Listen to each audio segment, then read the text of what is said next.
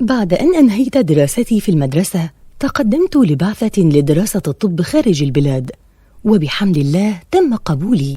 كانت المسافة بين البلدين كبيرة، لذلك كنت أعود إلى البيت في إجازة نهاية العام فقط. استمر هذا الحال 3 أعوام، وفي العام الرابع تعرفت على شاب لطيف أثناء شرائي لأغراض المنزل. كان وسيما وناضجا وله إطلالة مميزة، والذي زاد من إعجابي به رغم كبر سنه أنه يحضر دراسات عليا في نفس جامعتي وكليتي. قلت لنفسي إن القدر جمعني بنصفي الآخر، والتشابه بيننا لا يصدق. كان يزيد ارتباطي به يوما بعد يوم، وتزداد لقاءاتنا ولا يتوقف بيننا الحديث، حتى جاء يوم وطلب مني الزواج. أخبرته بأن عليه أن ينتظر حتى أكمل دراستي، فقال إنه أيضا يدرس وفي نفس البلد، فلماذا التأجيل؟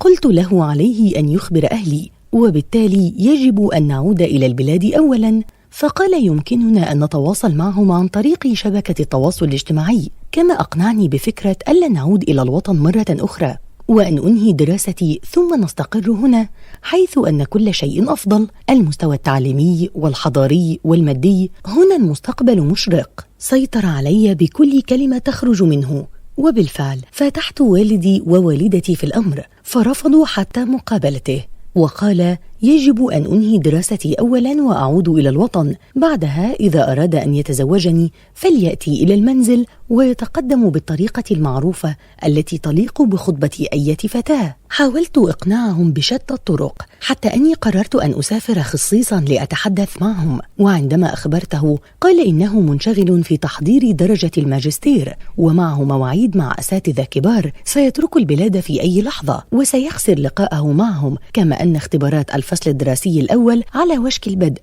ويجب أن أهتم أنا بدراستي. تركنا كل شيء على حاله حتى بدأت الاختبارات، وجاء يقترح أن نتزوج دون علم والدي، وعندما أنهي بعثتي نعود ونخبرهم ونضعهم أمام الأمر الواقع. قلت له هذا مستحيل، لا يمكن أن أضع أهلي في هذا الموقف أبدا. فقال إننا يمكن أن ننتظر سنوات وبعدها يتقدم لخطبتي، ونتفاجأ بعدم موافقتهم بعد كل هذا الانتظار، فماذا سنفعل حينها؟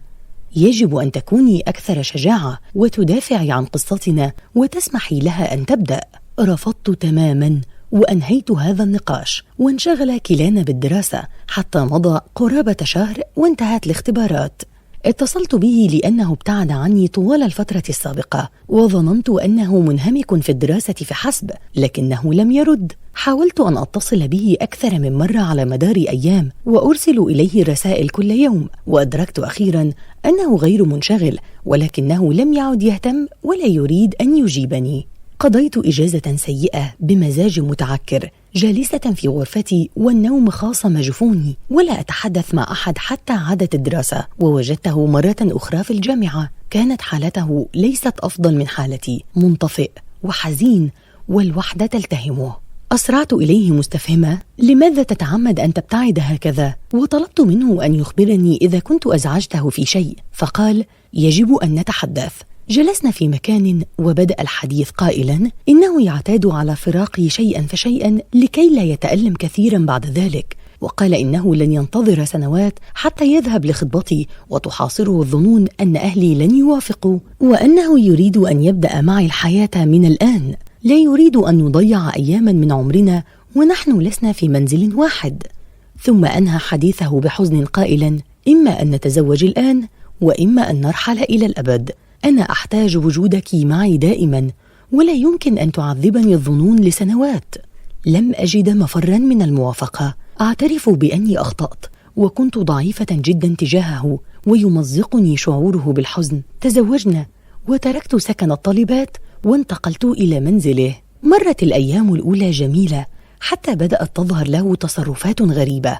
يتركني بالأيام ويبيت خارج المنزل، يمنعني من الذهاب إلى الجامعة ومقابلة الأصدقاء، يقطع عني الهاتف ووسائل التواصل الاجتماعي، ويقطعني عن الناس بصفة عامة بالتدريج، مما جعل أبي وأمي يشعروا بالقلق وبأن أمرا ما يحدث معي. في يوم خرج كعادته ولم يقل لي وجهته، وأنا عزمت أن أتحدث معه عن تغييره المفاجئ عندما يعود.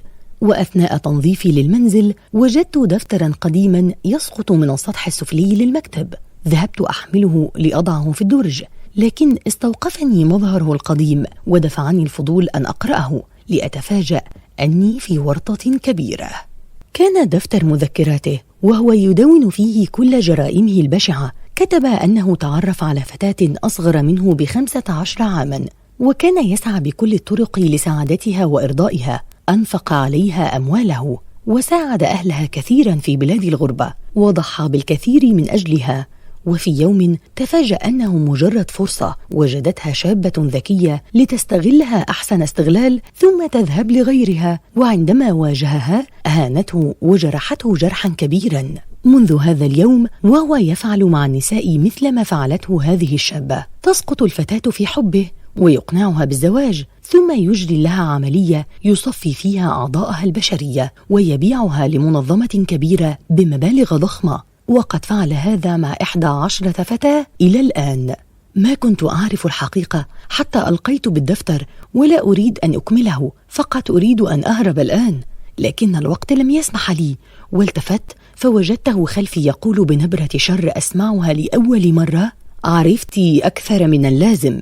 ثم هبط على رأسي بضربة من عصا حديدية أفقدتني الوعي تماما، ولم أستفيق إلا وأنا على سرير وحولي الكثير من المعدات ومكبل جسدي كله في السرير. كانت الرؤية غير واضحة، لكني تمكنت من رؤيته وهو يقترب مني، ثم شعرت به وهو يدس الحقن المخدر في ذراعي، فرحت في نوم عميق. استفقت بعد فترة لا يمكن أن أحدد مدتها بالضبط، وأنا في سرير بالمشفى معي صديقاتي وأساتذتي في الجامعة ومشرفة الدار. أخبروني بما حدث بعد تخديري. لقد اتصل أبي وأمي بالجامعة والدار لأني توقفت عن الاتصال بهم، ومنذ زواجي وأنا أرفض أن نتحدث مكالمة فيديو كما كنا نفعل دائما، بحجة أن البنات معي في الغرفة ولن أتمكن من فتح الكاميرا. فقالت لهم مشرفة السكن أني تركته منذ فترة، ولم تكن تعرف أن أهلي يجهلوا هذا الأمر. وأدركت بعد ذلك أن الجامعة تضع جهازا في هاتف كل منا حتى تتمكن من الوصول إليها في حالة حدوث أي مكروه. كانت هذه مفاجأة لنا جميعا.